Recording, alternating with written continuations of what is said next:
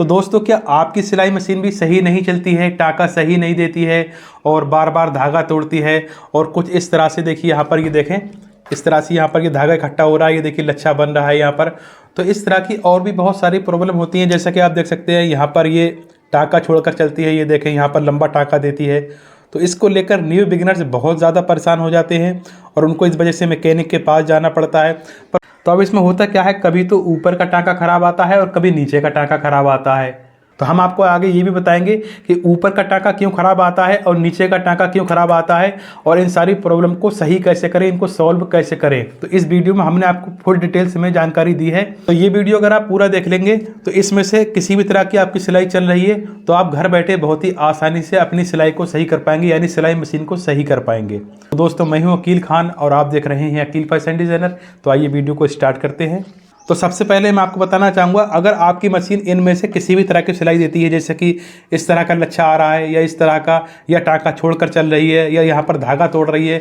अब कई बार सुई के ऊपर से धागा तोड़ती है, कई बार नीचे से धागा तोड़ती है और कई बार यहाँ से भी प्रॉब्लम हो जाती है। ये जो स्प्रिंग होता है जिसको हम टेंशन बोलते हैं, यहाँ से भी साइड से धागा बार बार निकल जाता है, इस वजह से भी हमारी सिलाई मशीन सही नहीं चलती है। तो ये जो तार होता है ना, इसका स्प्रिंग जिसको हम टेंशन बोलते हैं, ये ऊपर नीचे होता रहता है। पर कभी कभी क्या होता है, मशीन चलते चलते ये तार ऊपर टंगा रह जाता है, ऊपर से नीचे नहीं आता है, कभी नीचे आ जाता है, कभी ऊपर रह जाता है। तो सबसे बड़ी प्रॉब्लम तो यही है, अगर आप टाइम से ऑयलिंग नहीं करेंगे, तेल नहीं डालेंगे तो ऑटोमेटिक आपकी मशीन खराब चलेगी, सही चलेगी नहीं। ठीक है, तो आपको ऑयलिंग कर लेना है सबसे पहले। आप में से बहुत सारे बिगिनर्स को पता ही नहीं होता है कि ऑयलिंग करने का सही तरीका क्या है, तेल डालने का सही तरीका क्या है। तो सबसे पहले हम मशीन की ऑयलिंग करने का सही तरीका जानते हैं और देखते हैं ऑयलिंग कैसे की जाती है, मशीन में तेल कैसे डाला जाता है, उसके बाद हम आगे बढ़ते हैं। ठीक है, तो देखिए सबसे पहले हमने ध्यान देना है, आपकी मशीन में कुछ होल दिए गए होते हैं। ये देखें, जो इस तरह से देख सकते हैं, ये छोटे छोटे होल्स हैं, 2 होल सी दिए गए हैं और एक होल ये है और इस तरह से यहाँ भी होल दिए गए हैं और ये भी होल दिए गए हैं। तो ये ज़रूरी नहीं है सेम आपकी मशीन में भी कुछ इस तरह के ही होल हो, आपकी मशीन में थोड़े चेंज भी हो सकते हैं, कम या ज़्यादा भी हो सकते हैं। तो सिर्फ मैं आपको समझाने के लिए बता रहा हूँ, आपको इन होल्स में भी ऑयल डाल देना है। ये देखें, तो यहाँ से आप 2 से 3 बूंद ऑयल डालेंगे, 3-4 बूंद ऑयल डाल सकते हैं और यहाँ पे जितने भी होल्स दिए गए हैं सारे होल्स में आपको ऑयल डाल देना है, कुछ इस तरह से। ये देखें, उसके बाद देखिए यहाँ पर भी बड़ा सा होल दिया गया है। तो ये होल किसका है, ये जो हमारा गज होता है जिसमें हमारी नीडल्स यानी सुई लगी होती है, तो ये इसका होल दिया गया है। तो आप यहाँ भी ऑयल डालेंगे इस तरह से, ये देखें, ताकि जो हमारी सरिया होती है आसानी से ऊपर नीचे सही से चले और मशीन चलने में कोई प्रॉब्लम ना हो। तो इस वजह से आप यहाँ भी 4-5 बूंद ऑयल डाल देंगे। ये देखें, उसके बाद ये जो सबसे लास्ट में स्टील की 2 प्लेट्स दी गई हैं जहाँ से हमारा धागा निकल कर आता है, यहाँ भी हमने बीच में करीब 2-3 बूंद ऑयल डाल देना है ताकि धागा आसानी से निकलता रहे। ये देखें, उसके बाद देख सकते हैं ये जो रेगुलेटर है, ये देखें इस तरह से जो घूम रहा है, जो व्हील है, जो इसके पीछे एक कील दी गई है, ये देखें, इस कील में भी आप करीब 2 बूंद ऑयल डाल देंगे। मशीन को कुछ इस तरह से रखेंगे तिरछा करके, ये देखें यहाँ पर। ठीक है, उसके बाद ये जो मशीन का व्हील दिया गया है, जो बीच में जो गैप होता है, यहाँ पर मैं आपको दिखाना चाहूँगा, जो यहाँ पर जो गैप होता है, यहाँ भी हमने ऑयल डाल देना है। 4 से 5 बूंद ऑयल डालेंगे और मशीन का जो व्हील होता है, पहिया होता है, इसको हम आगे पीछे घुमाएंगे। उसके बाद जो ये वाला पार्ट्स है, वैसे तो ये इस तरीके से आसानी से ऊपर को खुल रहा है, पर हो सकता है आपका नट टाइट हो, तो आपने क्या करना है, पेंचकस की मदद से इस तरह से इस नट को खोल देना है। बिल्कुल अलग नहीं करना है, बस इस तरह से हम घुमाएंगे तो देखिए इस तरह से ये लूज़ हो चुका है। ये देखें, उसके बाद देख सकते हैं आप यहाँ पर ये जो पार्ट्स घूम रहे हैं, यहाँ भी हमने ऑयल डाल देना है। पर ऑयल डालते टाइम हमने व्हील को आगे पीछे करते रहना है, यानी मशीन का पहिया जो है ना उसको चलाते रहना है। और यहाँ पर आप नोटिस करेंगे, यहाँ पर गरारी दी गई है, इस गरारी में भी ऑयल डालेंगे इस तरह से। और यहाँ पर जो पार्ट्स यहाँ पर हिल रहे हैं यानी चल रहे हैं, जहाँ से गैप दिया गया है, इस तरह से ही देखिए, जहाँ से आपको पार्ट घूमते हुए दिखेंगे यहाँ पर आपको ऑयल डाल देना है इस तरह से। देखिए आप समझ ही गए होंगे। उसके तो देखें, जो ये वाला पेंच दिख रहा है, इसके बराबर में जो गैप है, यहाँ भी हमने ऑयल डाल देना है, क्योंकि यहाँ से हम सिलाई का टाँका आगे पीछे करते हैं तो ये भी थोड़ा लूज़ हो जाएगा। उसके बाद अगर आपकी मशीन में ऐसा स्प्रिंग लगा है तो आप स्प्रिंग के बीच में भी इस तरह से आप ऑयल डाल सकते हैं। ये देखें, और ये देखिए ये जो पेंच है, यहाँ भी हमने कोई जगह छोड़ना नहीं है, हर जगह ऑयल डालना है। ठीक है, जहाँ से हम बूट उठाते हैं इस तरह से, ये देखें इस तरह से, यहाँ भी हमने ऑयल डाल देना है। उसके बाद जो शटल का जो ये वाला गैप होता है, जहाँ से हमारा शटल होता है, जहाँ से हमारा शटल का एंड हो रहा है, यहाँ बीच में गैप है, ये जो 3 पेंच दिए गए हैं, इन पेंच के बराबर से हम ऑयल डालेंगे। ये देखें, उसके बाद हमने यहाँ भी ऑयल डाल देना है यहाँ पर। उसके बाद यहाँ भी ऑयल लगाएंगे, यहाँ भी और यहाँ भी। और यहाँ भी, और देखिए यहाँ भी। तो देखिए हम यहाँ सेटल में भी ऑयल डाल देंगे। उसके बाद हम आपको बताएंगे प्लेट्स खोलकर कैसे सफाई की जाती है और कैसे ऑयल डाला जाता है। उसके बाद यहाँ भी देखिए, यहाँ नीचे देखिए जस्ट यहाँ पर एक गोली होती है चौकोर में, उस गोली के ऊपर हमने ऑयल डाल देना है।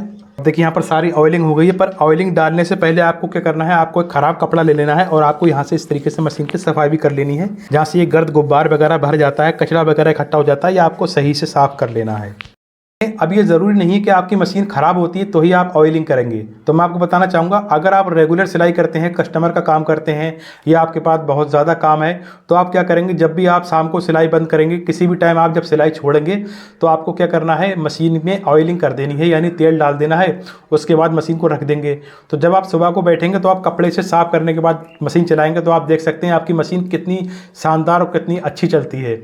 उसके बाद आपको एक चीज़ और ध्यान देनी है, ये देखें, अभी आपको ऊपर से बूंद टपका देनी है इस तरह से, जहाँ जहाँ ऑयल रह गया है वहाँ भी ऑयल पहुँच जाएगा। ठीक है, यहाँ भी आप ऑयल डाल सकते हैं, ये देखें। उसके बाद हमने क्या करना है, ये वाली प्लेट्स खोल देनी है। आप चाहें तो ये काम पहले भी कर सकते हैं जो मैं आप करने जा रहा हूँ।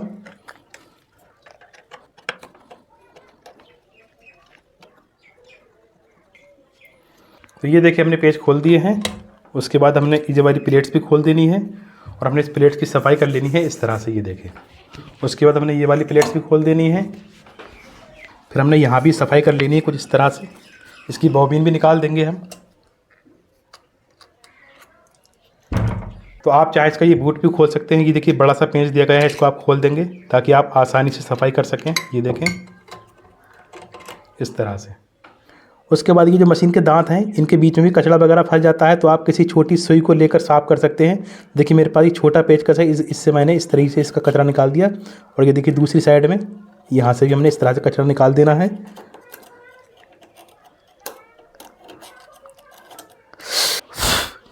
उसके बाद क्या करेंगे, ये जो मशीन के दांत होते हैं, इसके नीचे से हमने कपड़ा डालना है इस तरह से। ये देखें, ये देखें, इस तरह से हमने आगे पीछे कर लेना है ताकि नीचे का कचरा भी साफ़ हो जाए। आप चाहें तो ये वाले दो पेंच खोलकर अलग करके भी सफाई कर सकते हैं। ठीक है, उसके बाद आप इस तरीके से घुमाएंगे और इस पर ऑयलिंग करते जाएंगे। इस तरह से हमने ऑयलिंग करनी है और मशीन का पहिया आगे पीछे चलाते रहना है थोड़ा थोड़ा, कुछ इस तरह से। ये देखें, उसके बाद दोबारा से ये पार्ट्स लगा देने हैं हमें। उसके बाद हमने ये वाले दोनों पेज खोल देने हैं।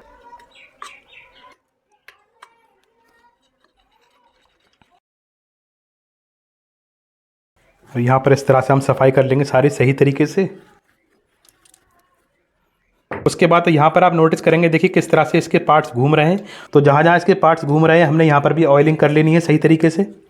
तो देखिए हमने एक हाथ से मशीन का व्हील पकड़ रखा है और इस तरह से हमने व्हील को आगे पीछे करना है और इन सारे पार्ट्स में हमने ऑयलिंग कर लेनी है। यहाँ से यहाँ भी हम ऑयल डालेंगे। तो जहाँ जहाँ से पार्ट इसके घूम रहे हैं, जहाँ जहाँ से इसका जॉइंट है, वहाँ वहाँ से हमने ऑयलिंग कर लेनी है। देखिए हमारी सारी ऑयलिंग हो चुकी है। यहाँ पर मैं न्यू बिगिनर्स को एक चीज़ और बताना चाहूँगा। बहुत सारे बिगिनर्स को ये पता नहीं होता है, हमारे पायदान में भी ऑयलिंग की जाती है, यानी तेल डाला जाता है। कई बार क्या होता है, हमारा पायदान बहुत ज़्यादा आवाज़ करता है और इस वजह से हमारी मशीन भी टाइट चलने लगती है। तो पायदान की वजह से भी कई बार हमारी मशीन टाइट चलती है। तो देखिए अब ये ज़रूरी नहीं कि आपका पैरदान भी सेम इसी तरीके का हो, आपका पैरदान चेंज हो सकता है। पर आपको यहाँ पर क्या नोटिस करना है, जैसे कि यहाँ पर ये तो आप जानते ही हैं, यहाँ पर नट लगे होते हैं, यहाँ पर आपको ऑयलिंग करनी है। पर ऑयलिंग करते टाइम आपको इसको आगे पीछे करते रहना है इस तरीके से, यानी ये पहिया आगे पीछे चलाना है। ठीक है, उसके बाद यहाँ भी आपको ऑयलिंग कर देनी है।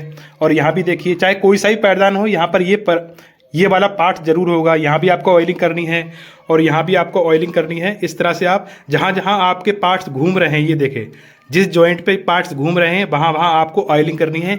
इससे क्या हुआ, आपका पैदान अगर आवाज़ कर रहा है तो आवाज़ नहीं करेगा। तो जैसा कि आपने देख ही लिया मशीन में तेल डालने का सही तरीका क्या है। तो अगर आप इस तरह से ऑयलिंग कर देंगे तो आपकी बहुत सारी प्रॉब्लम तो वैसे ही खत्म हो जाएंगी। ठीक है, जो छोटी मोटी प्रॉब्लम होती हैं वो ऑयलिंग करने से सही हो जाती हैं। यानी ऑयलिंग करने के बाद भी अगर आपकी मशीन सही नहीं चल रही है तो आपको क्या करना है, तो अगर ऊपर की सिलाई ख़राब आ रही है तो समझ जाइए नीचे से, यानी बॉबिन से, यानी शटल से प्रॉब्लम है, मशीन की नीचे से प्रॉब्लम है। और अगर नीचे की सिलाई ख़राब आ रही है तो समझ जाइए ऊपर की प्रॉब्लम है। जैसे कि आप देख सकते हैं ऊपर की प्रॉब्लम ज़्यादातर यहीं से होती है। ठीक है, हो सकता है आपका गज हिलता हो इस तरह से, हो सकता है आपकी सुई ख़राब हो, सुई का नंबर मैच ना करता हो, या हो सकता है आपका बूट ख़राब हो। तो ये बहुत सारी प्रॉब्लम होती हैं। और हो सकता है आपकी ये पटरी यानी ये प्लेट्स होती है ये सही ना हो, इसका होल बड़ा होने से भी कई बार हमारी मशीन सही नहीं चलती है। तो देखें, सबसे पहले हम बात करेंगे, अगर आपकी मशीन धागा तोड़ रही है, बार बार धागा तोड़ रही है, सही नहीं चल रही है, तो आपको क्या करना होगा। तो यहाँ पर मैं बिगिनर्स के लिए बताना चाहूँगा, सबसे पहले आपको क्या चेक करना है, क्या ध्यान देना है। तो देखिए, सबसे पहले आपको चेक करना होगा ये जो नलकी यानी धागा होता है हमारा। अब आप कहेंगे इसमें क्या चेक करना है, ये भी बहुत बड़ी प्रॉब्लम हो जाती है कई बार। तो सबसे पहले तो आपको ध्यान देना है, आपको देखना है जो आपका धागा है वो ज़्यादा मोटा तो नहीं है, आपको महीन धागा चलाना है यानी पतला धागा चलाना है, ठीक है।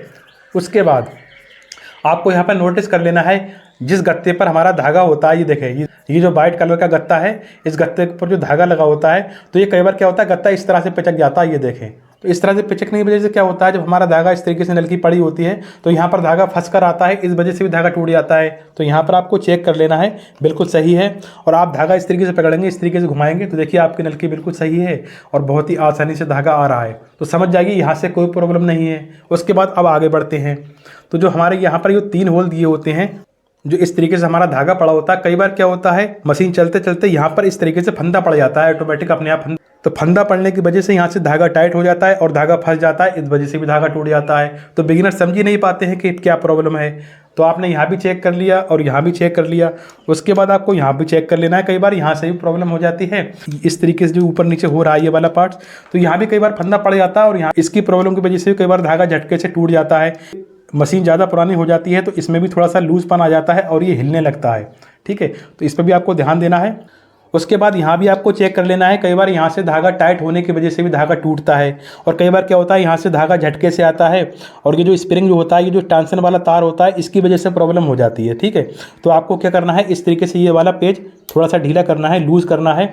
उसके बाद आपको ये देखना है यहाँ पर कोई कचरा वगैरह तो नहीं फंसा है। इस तरह से आप थालियाँ पकड़ेंगे, इस तरह से हिलाएंगे और यहाँ पर आप चाहे तो फूंक मार सकते हैं, आप चाहें तो बिल्कुल अलग करके यहाँ से कपड़े से सफाई कर सकते हैं, ठीक है।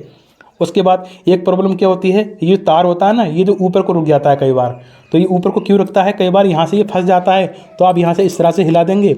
अगर फिर भी ऊपर को फंस रहा है, नीचे को नहीं आ रहा है, रुक रुक कर आ रहा है, तो आप यहाँ से थोड़ा सा लूज़ कर देंगे।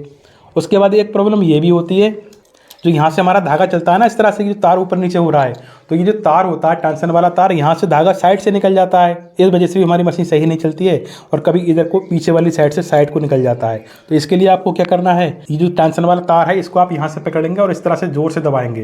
तो ज़ोर से दबाने से क्या होगा, ये जो इसमें गैप ज़्यादा हो जाता है, दबाने से गैप कम हो जाएगा और इस वजह से आपका धागा साइड को नहीं निकलेगा, तो आपकी मशीन बिल्कुल सही चलेगी। बस यहाँ पर आपको नोटिस ये करना है, आपका धागा फंस कर तो नहीं आ रहा है, झटके से तो नहीं आ रहा है।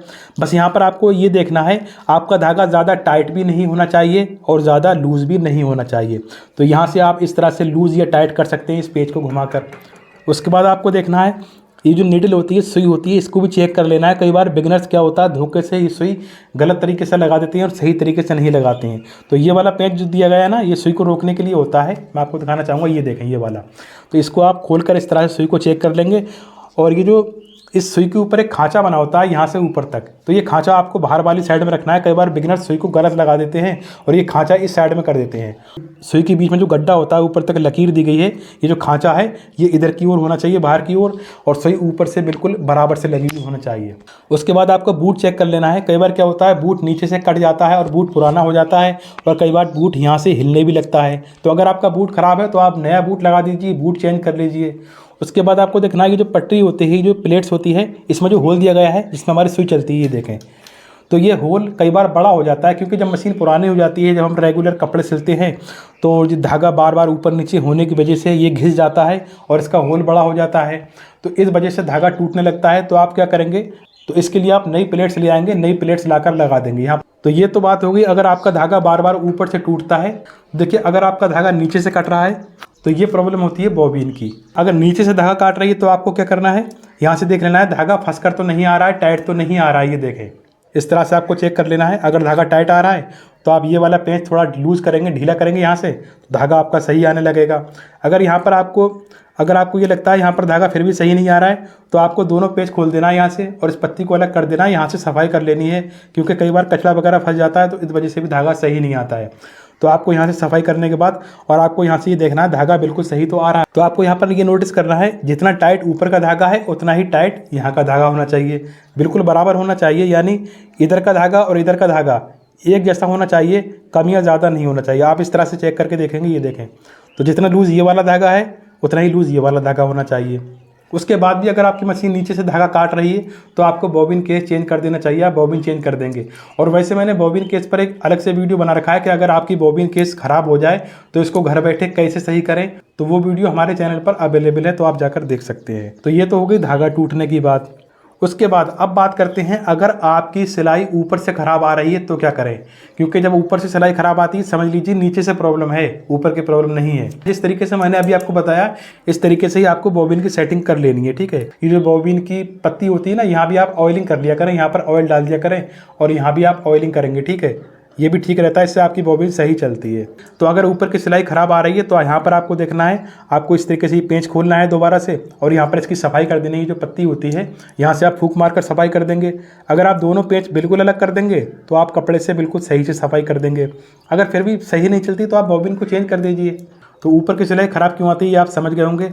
अगर नीचे की सिलाई ख़राब आ रही है तो आपको ऊपर से देखना है क्या करना है। उसके बाद यहाँ भी आपको चेक करना है। तो इस तरह से जो मैंने आपको शुरू में बताया इस तरीके से आपको यहाँ से ये जो प्लेट्स होती हैं यहाँ पर आपको ऑयलिंग कर देनी है और इस तरह से आपको चेक कर लेना है यहाँ से धागा फंस कर या टाइट तो नहीं आ रहा है। तो ये सारी सेटिंग कर लेनी है आपको। और ये जो ट्रांसन का पूरा सिस्टम होता है, ये देखें, ये पूरा सिस्टम जो है इसको घर बैठे कैसे सही करें, नया तार कैसे डालें, इस टॉपिक पर भी हमारे चैनल पर वीडियो है, तो आप जाकर देख सकते हैं। बिगिनर्स ये तो सब जानते ही हैं। यहाँ से हम इस तरीके से ये जो रेगुलेटर होता है इसको घुमाते हैं, ये जो व्हील होता है तो इसको इधर को घुमाने से सिलाई छोटी हो जाती है और इधर को घुमाने से सिलाई बड़ी हो जाती है। तो बहुत सारे बिगिनर्स को इन नंबरों का पता नहीं होता है। मैं आपको दिखाना चाहूँगा 1 2 3 4 5, ये देखिए 5 तक नंबर हैं इसके। तो देखिए इन नंबरों का मतलब क्या है, आपको सिलाई कहाँ रखनी है, कितना बड़ा टाँका रखना है, ये नंबर इसी के लिए होते हैं।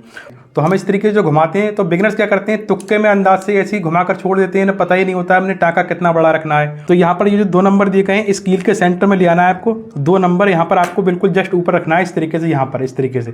तो आपको नॉर्मल मीडियम सिलाई 2 नंबर पर चलानी है।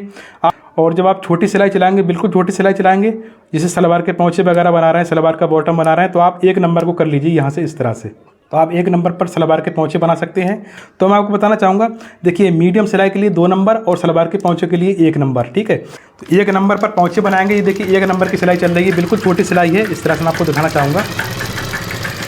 ये देखें, तो वैसे 1 नंबर पर पैंचे बहुत ही शानदार बनते हैं। ये देखिए 1 नंबर की सिलाई हो गई।